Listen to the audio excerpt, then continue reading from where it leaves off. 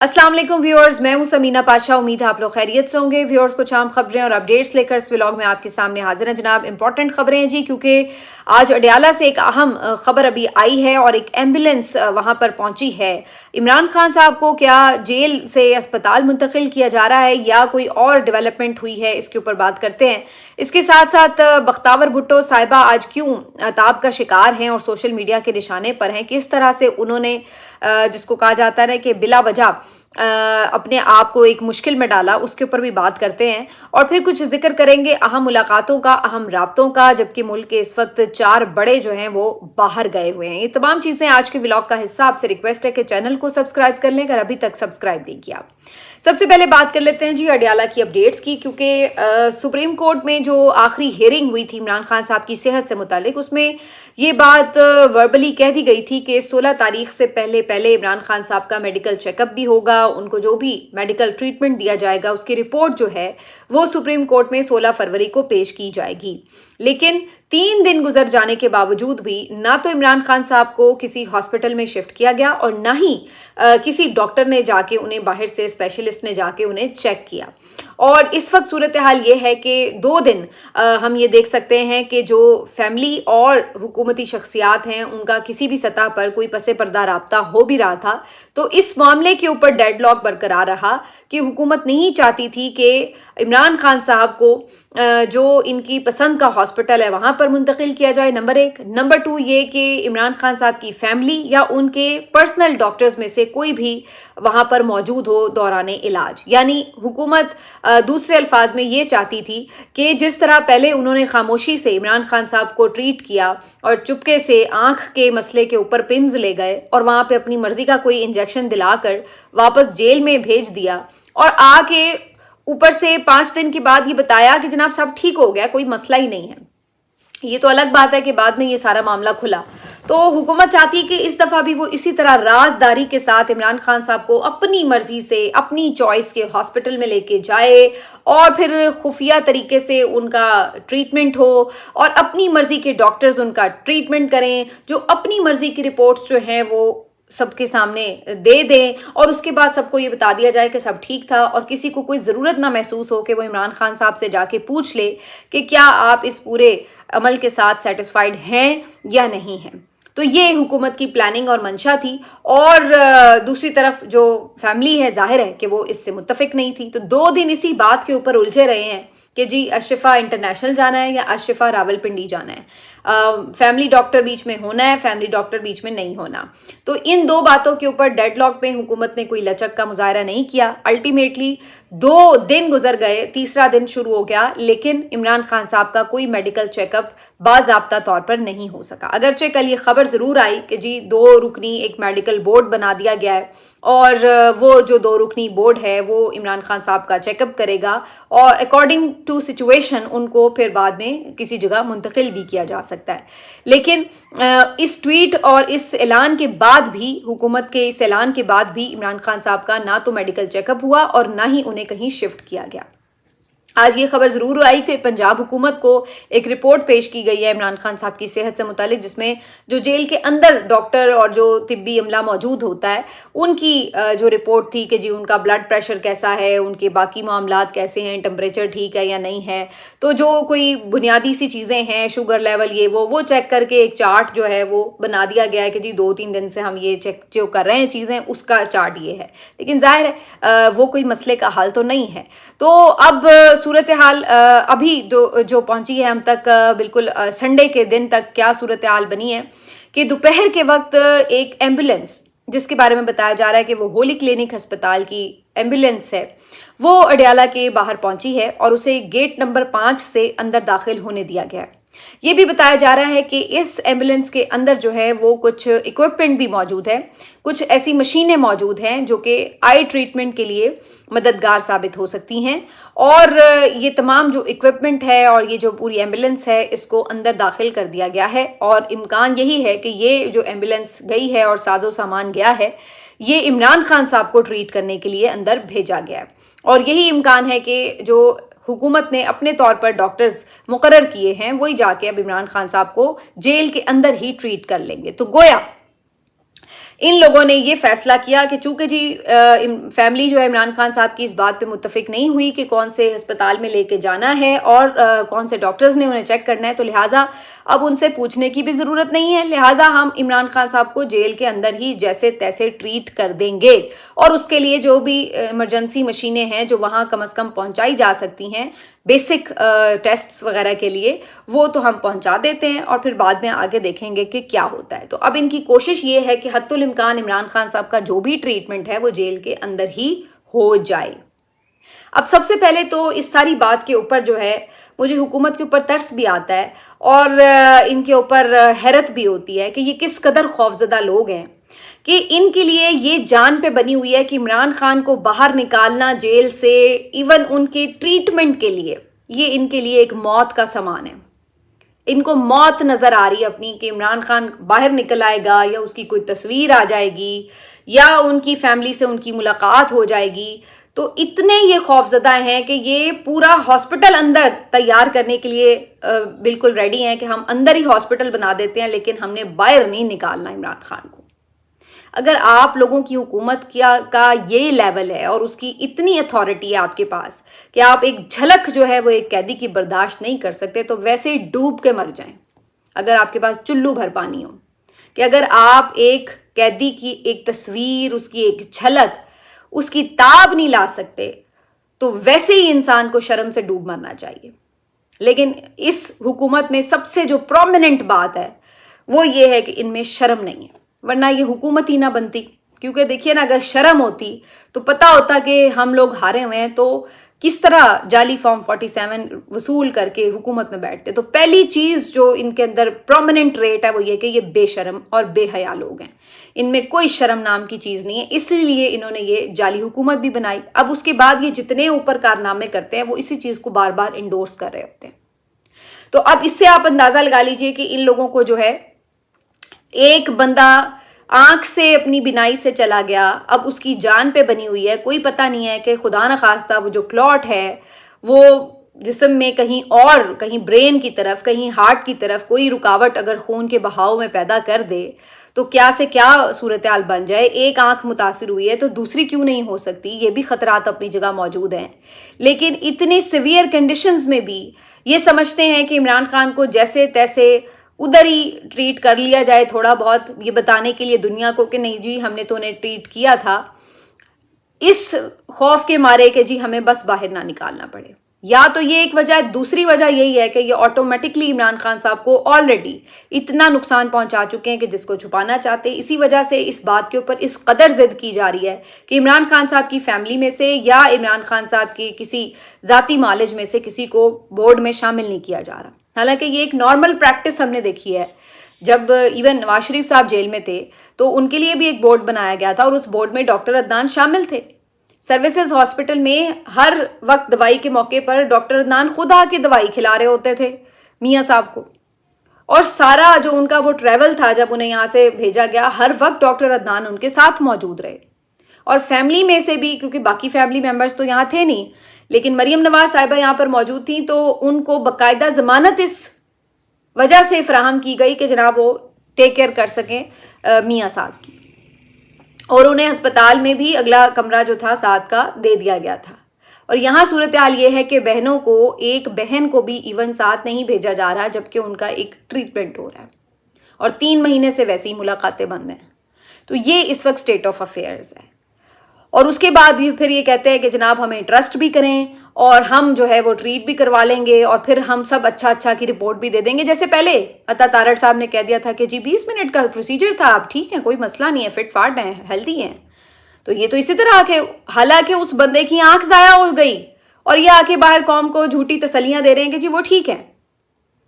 तो ये चीज़ें इस तरह से नहीं हो सकती और यही वजह है कि जो फैमिली है वो इसके ऊपर शदीद अपने तहफ़्फ़ुज़ात का इजहार कर रही है। अलीमा खान साहिबा ने अभी भी जो ट्वीट किया, उन्होंने कहा है कि हमें कोई ऐसा इनका पैनल मौजूद जो डॉक्टर्स का है वो कबूल नहीं है जिसमें उनके ज़ाती मालिज जो हैं वो शामिल ना हों, क्योंकि वो समझते हैं कि जब उन्हें जो भी ट्रीटमेंट दिया जा रहा हो तो इमरान खान खुद कोई डॉक्टर तो नहीं है कि वो कह सकें कि हाँ भाई ये ठीक है या ठीक नहीं है, और जितना उन्हें ट्रीट कर दिया जाएगा वो बेचारे ट्रीट करवा लेंगे। जबकि पर्सनल नॉलेज जो है, जिनकी अभी भी आज वीडियो आई है, डॉक्टर फैसल सुल्तान की भी, डॉक्टर आसिम यूसुफ की भी, वो तो बार बार ये कह रहे हैं कि इसके साथ रिलेटेड जो चीज़ें हैं उनका भी टेस्ट वगैरह करना बड़ा ज़रूरी है, क्योंकि इस सारी प्रॉब्लम से और चीज़ें भी इफ़ेक्ट हो सकती हैं और मसाइल भी, मेडिकल इश्यूज जो हैं वो भी जनरेट हो सकते हैं। तो वो मौजूद हो तो वो देख सकेंगे जी ट्रीटमेंट जो है वो सही हो रहा है या नहीं हो रहा। तो ये जो सारी सूरत हाल है, इससे आप अंदाज़ा लगा लीजिए कि कुछ ना कुछ ऐसी तशवीश जो है वो मौजूद है कि आखिर ऐसा क्या हुआ है कि जिसको मज़ीद अभी ये हाइड करें। एक तो हो चुका है, जो हो चुका है वो तो सारे अब ये मुंह से मान रहे हैं कि जी 85% उनका विजन लॉस हो गया है, लेकिन दूसरी तरफ क्या इसके अलावा भी कुछ ऐसी चीज़ है जिसको छुपाने की कोशिश है, जिसकी वजह से ये अभी तक भी इमरान खान साहब की फैमिली और उनके डॉक्टर्स को एक्सेस नहीं दे रहे। बहरहाल अब ये पहुंची तो है एम्बुलेंस, और लेट्स सी कि इसको फर्दर क्या होता है। अगर तो इनके बस में हुआ तो ये 100% बल्कि 1000% की कोशिश करेंगे कि इमरान खान को जेल से ना निकालें, जो भी कुछ ट्रीट करना है अंदर ही कर दें। लेकिन फैमिली इस बात पे बज़िद है और वर्कर्स जो हैं वो एहतजाज जारी रखे हुए हैं कि इमरान खान साहब को हॉस्पिटल में शिफ्ट किया जाए और प्रॉपर ट्रीटमेंट दिया जाए।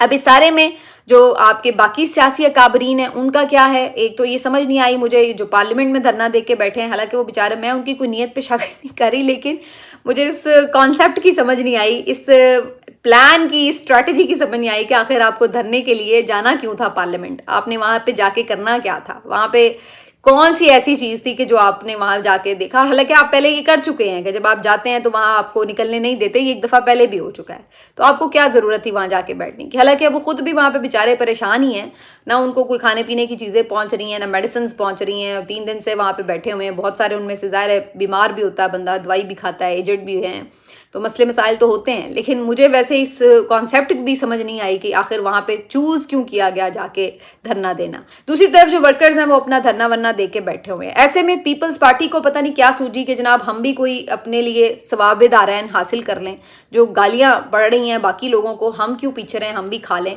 तो उसमें आसिफ जरदारी साहब ने कल शोशा छोड़ दिया कि इमरान खान साहब के ऊपर जो तंज किए कि जी इन्होंने जेल कैसी काटी है, इनकी चीखें निकल गई, 1.5 साल के अंदर ये हो गया वो हो गया। तो उसके बाद जो है वो जाहिर है लोग जरदारी साहब के ऊपर पिल पड़े। जरदारी साहब को जरूरत ही नहीं थी, हालांकि उन्हें कोई कुछ कह ही नहीं रहा था, वो कहीं गेम का हिस्सा ही नहीं थे, कहीं उनके ऊपर कोई बात ही नहीं हो रही थी। उन्होंने बिला वजह जो है ना वो कहते हैं ना कि मुसीबत गले में डाली कि आपको जरूरत नहीं थी इस तरह की कोई स्टेटमेंट देने की ऐसे मौके पर। वैसे आप अगर नॉर्मल भी एक प्रेसिडेंट ना भी होते तो ऐसी ज़रूरत नहीं थी, लेकिन आप प्रेसिडेंट होते हुए तो आपको बिल्कुल ही ज़रूरत नहीं होती कि आप इस तरह की बेतुकी और बिल्कुल घटिया बात करें, लेकिन उन्होंने की। उसके बाद सारे जाहिर है फिर पीटीआई वाले कहाँ बख्शते हैं, वो तो आम दिनों में नहीं बख्शते, और अब तो वैसे ही वो बेचारे तपे हुए हैं, तो उन्होंने अब किसको बख्शना है। उन्होंने जरदारी साहब की क्लास लेनी शुरू कर दी कि जी आपकी जेल तो ऐसी होती थी, आपकी जेल तो वैसी होती थी। ऐसे में पीटीआई से वाबस्ता समझा जाता है, अगरचे वो कोई ऑफिशियल अकाउंट उनका नहीं है। तो एनकीडो रिबॉन का जो अकाउंट है उनके ऊपर से एक ट्वीट होती है और वो कहते हैं कि जी आसिफ जरदारी साहब की जेल तो इस तरह की थी कि जो आसिफा भुट्टो जरदारी साहिबा की पैदाइश है, वो अगर आप देखें तो जरदारी साहब के जेल से चंद दिन निकलने से पहले हुई है। यानी कि वो ये बताना चाह रहे थे कि जरदारी साहब जब जेल के अंदर मौजूद रहे हैं, मोहतरमा उनसे मिलने आती रही हैं, तो ये उनको फैसिलिटी वहाँ पे हासिल थी जेल के अंदर, क्या कि आसिफा जरदारी की जो पैदाइश है वो उन्हीं दिनों में हुई है जबकि जरदारी साहब जो थे वो जेल के अंदर मौजूद थे। तो ये उन्होंने ये जो अकाउंट्स हैं ज़ाहिर हर तरह का जवाब दे रहे थे जरदारी साहब को याद दिलाने के लिए कि आपकी जेलें तो बड़ी आसान होती थी, आपको तो पता नहीं कौन कौन सी फैसिलिटीज़ हासिल होती थी।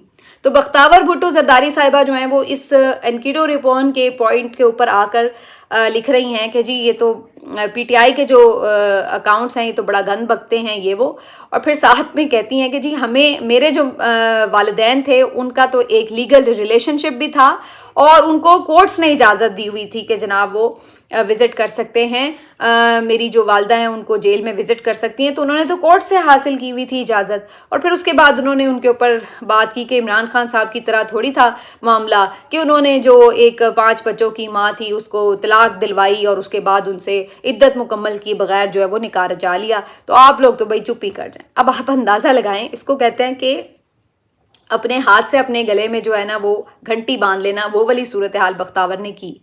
अव्वल तो आप पीटीआई का अकाउंट जिसे कह रही हैं वो पीटीआई ऑफिशियल थोड़ी है कि वो आप उन्हें कह रही हैं कि ये पीटीआई का अकाउंट है या कोई उनके लीडर का अकाउंट थोड़ी है। वो तो एक ऐसा अकाउंट है जिसका नाम भी किसी को नहीं मालूम असल में कि वो नाम क्या है। और वो तो अकाउंट सबसे ज्यादा खुद तनकीद जो है वो अपने अपने पीटीआई के लीडरशिप के ऊपर कर रहे होते हैं।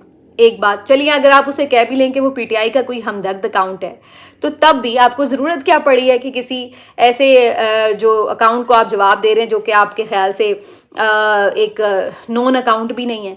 तो ये एक अजीब सी मुझे बात लगी कि इसको कहते हैं कि बाज़ औक़ात बंदा खामोश ही रहे तो अच्छा होता है। अब उसके बाद से जो ट्रोलिंग बिलावल की हो रही है, आसिफा की हो रही है, बख्तावर की हो रही है, तो मुझे नहीं समझ में आया कि पीपल्स पार्टी को आखिर किस अक्लमंद ने ये मशवरा दिया था कि आप इस पूरे मामले के अंदर कूदें, और कूदें भी तो नेगेटिवली कूदें। हाँ, आप अपना कोई अच्छा तासुर देने के लिए उल्टा ये करते कि खुद भी कह रहे होते हैं कि हाँ भाई हुकूमत को हम कह रहे हैं कि जनाब फैसिलिटी दें, उल्टा आपको आके उनके ऊपर तानाजनी करने की क्या ज़रूरत महसूस हुई कि आपने जो तोपों का रुख था वो अपनी तरफ करवा लिया। तो ये तो इन लोगों की अक्लमंदी का हाल है। बहरहाल ये सब तो अब हम देखते ही रहते हैं अपनी अनफॉर्चुनेटली सियासत के जो रविश है, फिर एक दूसरे का लिहाज तो कहीं होता नहीं। हर कोई एक से बढ़कर एक जो है वो बातें कर रहा होता है, एक दूसरे के ज़ातियात पे भी कर रहा होता है। यही कुछ अब हमें नज़र आ रहा है। लेकिन इन तमाम चीज़ों में जो एक और इम्पॉर्टेंट बात है वो ये कि आज पाक भारत मैच भी है। लेकिन ऑनेस्टली अभी तक जो मैं देख रही थी कि वरना पाक भारत मैच होता है तो शुरू से ही एक माहौल नज़र आने लगता है। लेकिन आज की सूरत हाल ये कि चूँकि इमरान खान साहब के हवाले से शदीद कंसर्न्स हैं, तो मैंने अभी तक तो कोई ऐसा ख़ास कोई जज्बा वगैरह नहीं देखा। आगे चल के देखते हैं कि क्या होता है। लेकिन एक मैंने आज वीडियो ज़रूर देखी, क्वेटा में जो बसंत मनाई गई। क्वेटा में जो बसंत है जी, उसकी बड़ी मज़ेदार वीडियो आई है और बहुत आसमान जो है वो भरा हुआ है बसंत के रंगों से, पतंगों से।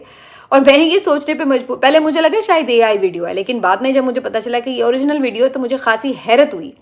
इसलिए कि मैं ये सोचने लगी कि इधर तो लाहौर में बसंत मनाई गई जिसको पूरा पब्लिक एक आप कह लें कि पब्लिक से ज़्यादा सरकारी फंडिंग पूरी की गई, उसके लिए पूरा माहौल बनाया गया, सारे चैनल्स को पैसे बांटे गए, चैनल्स ने बड़ी बड़ी ट्रांसमिशंस की, अखबारात में इश्तहार छपे, इतनी 3 दिन जो है वो पता नहीं क्या क्या तकरीबात और क्या क्या नहीं हमने देखा कि उसको सरकारी तौर पर किस तरह सेलिब्रेट करने की कोशिश की गई।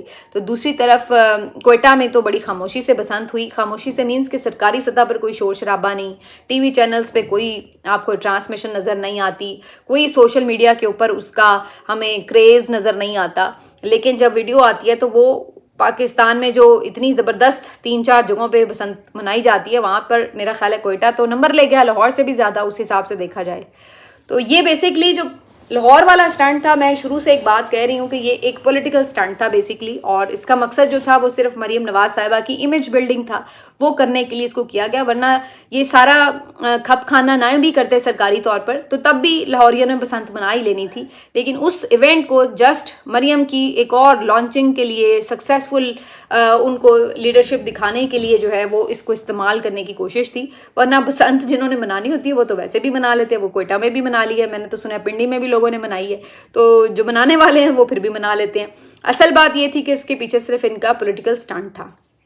लेकिन वो सारा स्टंट इनका बह गया है, क्योंकि जो अब खबर सबसे ज़्यादा डिस्कस हो रही है और जो एक गम गुस्से की लहर है, जो एक नफरत है। देखिए, लोगों का बाहर ना निकलना वो एक अलग कहानी हो सकती है, उसमें पीटीआई की लीडरशिप की भी कमज़ोरियां हैं, उसमें खौफ का जो माहौल है उसकी भी एक वजह है, वो तमाम चीज़ें अपनी जगह हैं। लेकिन ऐसा तो नहीं है ना कि ज़ाहिर इमरान खान साहब जो हैं वो कोई पंजाब के मकबूल लीडर नहीं, ऑफ कोर्स वो तो वहाँ पे भी जीते हुए हैं। तो कहने का मकसद ये है कि आप मुल्क के मकबूल तरीन लीडर के साथ जेल में ये सलूक करें तो उसके बाद आप ये सोचें कि आप लोगों को 4 पतंगे देकर छत पे भिजवा के ये समझेंगे कि लोग ये सारा जुल्म भूल जाएंगे, तो ऐसा है नहीं। वो सारी जो आपकी कोशिश थी, जो आपने पैसा पानी की तरह बहाया, जो आपने लोगों को जिसको कहते हैं लॉलीपॉप्स दिए, पतंगे पहले अब पकड़ा दी, पहले ज़माने में लोग कहते थे लॉलीपॉप मिल गया, अब तो पतंगे भी मिल जाती रंग बिरंगी। तो वो सारा जो आपका किया कराया था वो बह गया और लोगों ने आपका जो जालिमाना चेहरा है वो देख लिया कि आप लोग कितने क्रूएल हैं, कि आप लोग अपनी जो सियासत है उसकी नज़र, उसकी इंतकाम की कार्रवाई में किसी की नज़र जो है वो भी छीन लेते हैं। आप इतने बेहिस हैं। तो ये जो चीज़ आपका चेहरा निकल कर सामने आया, जो ये सामने एक आपने मसनूई चेहरा बनाया था, खुशी वाला चेहरा और बड़ा लोगों को जी हमने एंटरटेन कर दिया, वो वाला चेहरा, वो असल में कितना भयानक चेहरा था वो आपके इस अमल से निकलकर सामने आ गया। मिलते हैं आपसे अगले वीलॉग में, अपना ख्याल रखिए, अल्लाह हाफिज़।